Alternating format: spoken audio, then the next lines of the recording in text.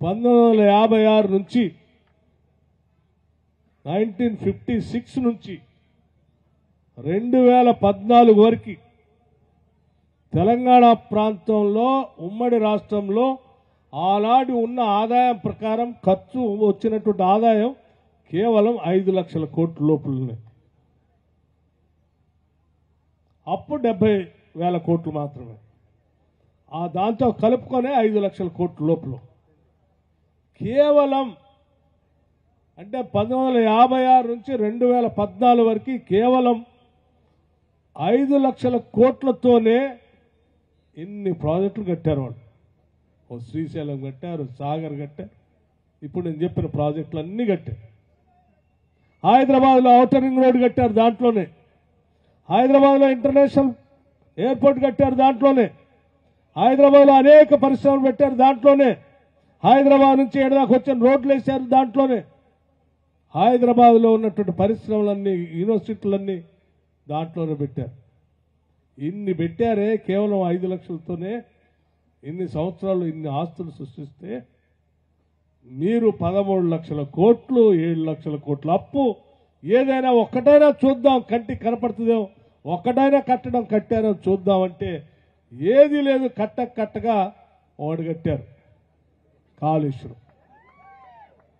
ఏమైంది ఆ కాళేశ్వరం? ఏమైంది? కట్టగా ఒక కాళేశ్వరం కడితే అది పోయింది. ఇది మీరు చేసింది రాష్ట్ర ప్రజలకు. ఇవన్నీ వాస్తవాలే, గాలి మాటలు కాదు. ఇటువంటి పరిస్థితుల్లో నేను ప్రజలందరికీ చెప్తా ఉన్నాను, మీ వ్యక్తిగా, మీ శాసనసభ్యుడిగా, ఇన్ని సమస్యల మధ్యన, ఇన్ని అప్పుల మధ్యన ఈ రాష్ట్రం, మనం ధనిక రాష్ట్రంగా ఈ రాష్ట్రాన్ని ఆయన చేతులు పెట్టాం. ధనిక రాష్ట్రంగా పెట్టిన రాష్ట్రాన్ని అంతిమంగా 10 ఏళ్లలో 7 లక్షల కోట్లు చేసి మనకి ఇచ్చాడు.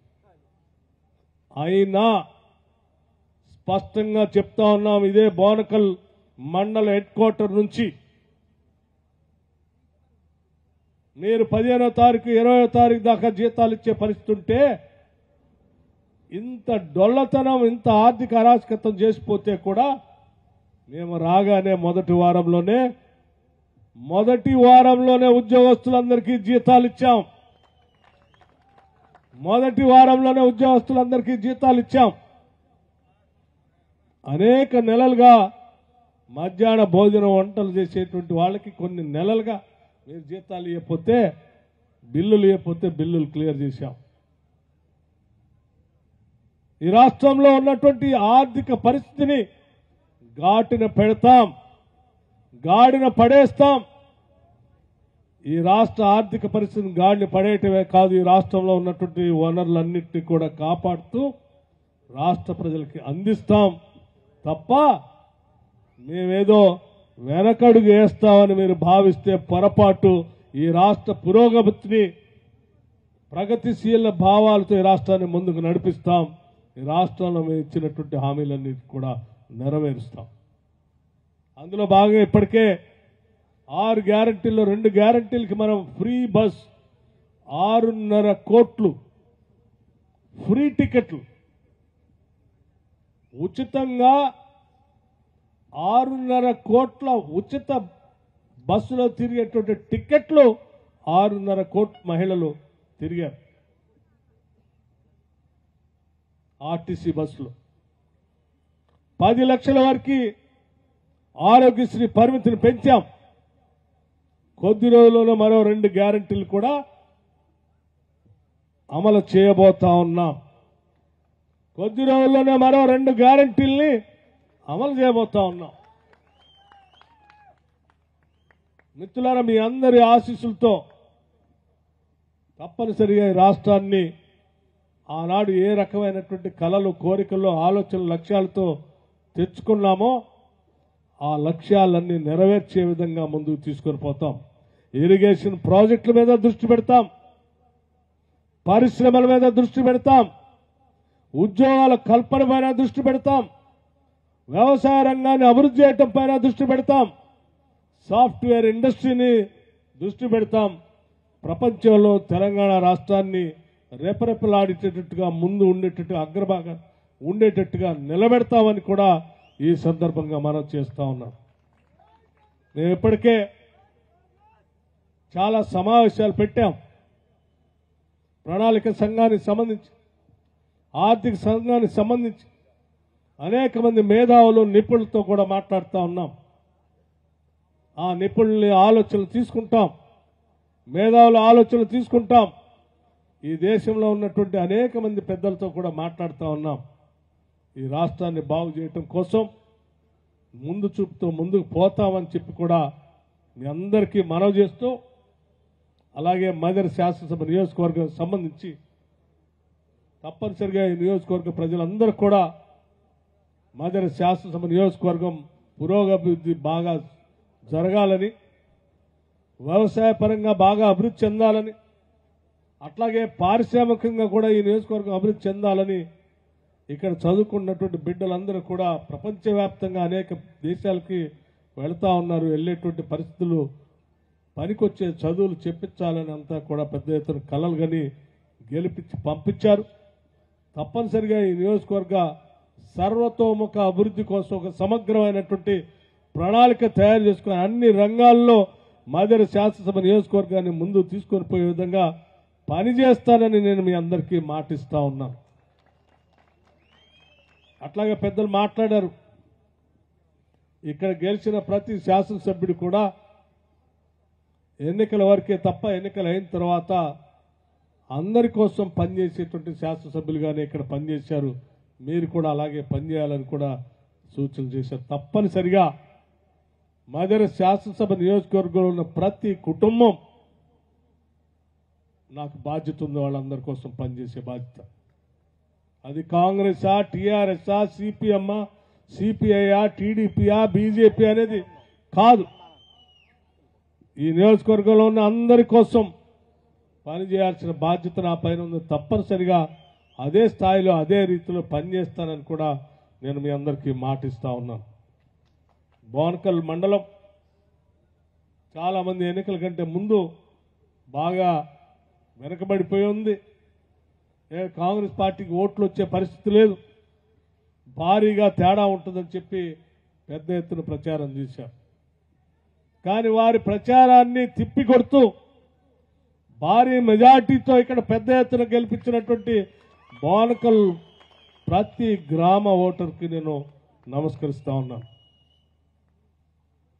రాష్ట్రంలో ఒక ప్రధానమైనటువంటి బాధ్యతలో ఉన్నటువంటి నేను మీ అందరి ఆశీస్సులతో ఈ రాష్ట్రాన్ని గాడిన పెట్టేటువంటి ఆర్థిక శాఖ, కరెంటు శాఖ ఈ రెండు కూడా ప్రధానమైనవి.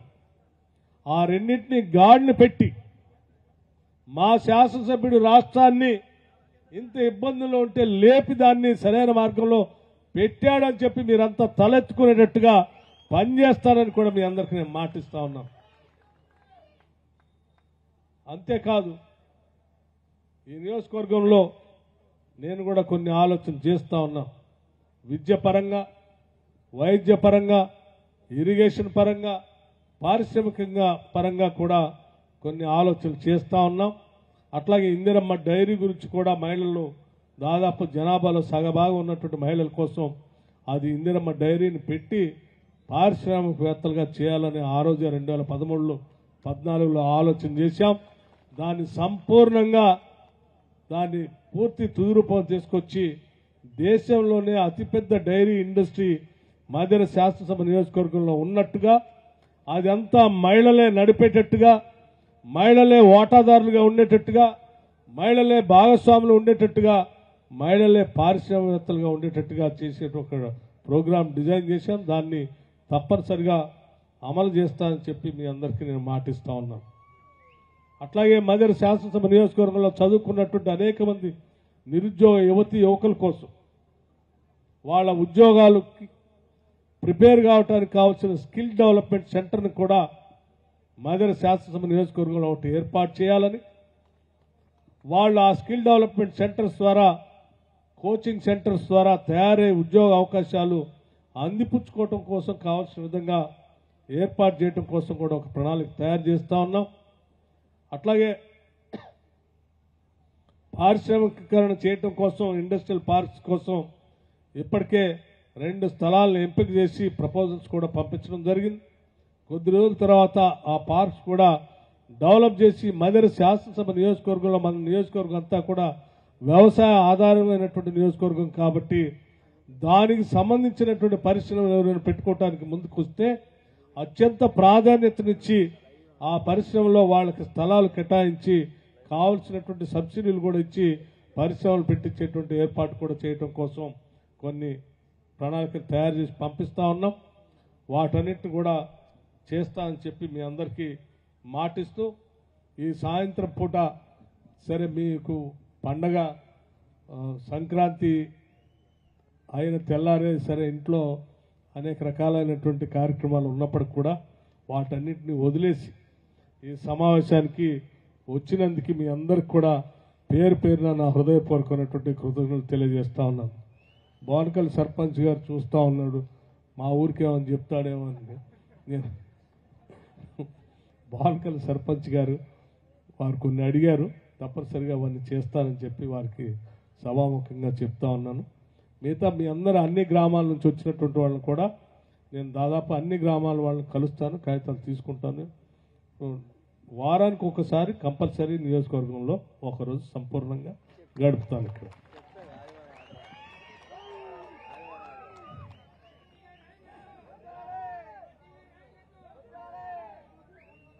తప్పనిసరిగా వారానికి ఒకసారి ఒకరోజు సంపూర్ణంగా 1 ఫుల్ డే తప్ప మండలాలన్నీ అయిపోయిన తర్వాత ఆ తర్వాత గ్రామాల వారీగా పెట్టుకుంటాను. అందరినీ కలుస్తాను. నేను ముఖ్యంగా నియోజకవర్గంలో ఉన్నటువంటి యువతకి, చదువుకునేటువంటి వాళ్ళందరూ కూడా బాగా చదువుకోవాలని, మంచి భవిష్యత్తుతో వాళ్ళు అనేక ప్రాంతాల్లో విద్యా అవకాశాల కోసం ముందుకు వెళ్ళాలని, మంచి ఉద్యోగాలు పొంది ఈ ప్రాంతానికి మంచి పేరు తీసుకురావాలని చెప్పి నేను వారికి సంపూర్ణంగా కోరుకుంటూ, మీ చదువు కోసం కానీ లేకపోతే మీరు ఏ ప్రాంతానికి వెళ్ళి చదువుకోవటం కోసం అవసరాలు ఇచ్చే ఎక్కడైనా ఎవరితోనైనా మాట్లాడాల్సిన అవసరం ఉన్నా కానీ నేను మీకు అందుబాటులో ఉంటాను. నియోజకవర్గ సమస్యలను పరిష్కారం చేయడం కోసం నా ఆఫీస్ కార్యాలయంలో కూడా ఒక ప్రత్యేకంగా ఒక పిఏని కూడా వారికి కేటాయిస్తూ ఉన్నాను. మీరు ఆ పిఏ పేరు నెంబర్ కూడా కొద్ది రోజుల్లో నేను ప్రకటిస్తాను. ఇక్కడ ఉన్నటువంటి ఎవరు ఏ సమస్య ఉన్నా కానీ ఆ నెంబర్ ఫోన్ చేసి ఆ సమస్య చెప్తే దాన్ని అడ్రస్ చేయడానికి ఒక వ్యవస్థను ఏర్పాటు చేస్తూ ఉన్నానని చెప్పి మీ అందరికీ, మోటమరి కూడా వస్తాను మీ అందరికీ చెప్తూ, అట్లాగే ఖమ్మం జిల్లా ప్రజానికానికి కూడా ముఖ్యంగా మనకు ఉన్నటువంటి అన్ని సీట్లు సంపూర్ణంగా గెలిపించినందుకు, ఖమ్మం జిల్లా కాంగ్రెస్ మాయం చేసినందుకు ఖమ్మం జిల్లాలో ఉన్నటువంటి ప్రజలందరికీ కూడా ధన్యవాదాలు తెలియజేస్తా ఉన్నాను, కృతజ్ఞతలు తెలియజేస్తాం. ఖమ్మం జిల్లా సమగ్ర అభివృద్ధి కోసం, రాష్ట్ర సమగ్ర అభివృద్ధి కోసం మీ అందరి ఆలోచనలు తీసుకొని ముందుకు పోతామని చెప్పి మీ అందరికీ నేను మనవి చేస్తూ 2 మాటలు మీరందరూ ఊళ్ళో ఎక్కడ పోయినా చెప్పండి. ఈ ప్రభుత్వం మంది, ప్రజలది. ఈ ప్రభుత్వం ప్రజలది అంటే మంది. ఇక్కడ ఉన్న అన్ని వనరులు మనకే ఉపయోగపడతాయి. స్వేచ్ఛగా స్వతంత్రంగా బతుకుదాం. ఇల్లు లేనటువంటి వాడు ఎవడు ఉండడు ఈ రాష్ట్రంలో. అందరికీ ఇళ్ళు వస్తాయి. సంపూర్ణంగా కరెక్ట్ ఉంటుంది. సంపూర్ణంగా అన్ని సమస్యల పరిష్కార మార్గాలు దొరుకుతాయి. ఏ సమస్య ఉన్నా చెప్పుకోవటానికి ప్రతి శాసనసభ్యుడు, ప్రతి మంత్రి, ఉప ముఖ్యమంత్రి, ముఖ్యమంత్రి అందరూ అందుబాటులో ఉంటారు అని చాలా స్పష్టంగా ఇంటింటికి మీరు కలిసిన ప్రతి మనిషికి చెప్పండి అని చెప్పి మీ అందరికీ నేను సవినయంగా మనవి చేస్తూ సెలవు తీసుకుంటున్నాను. జై హింద్.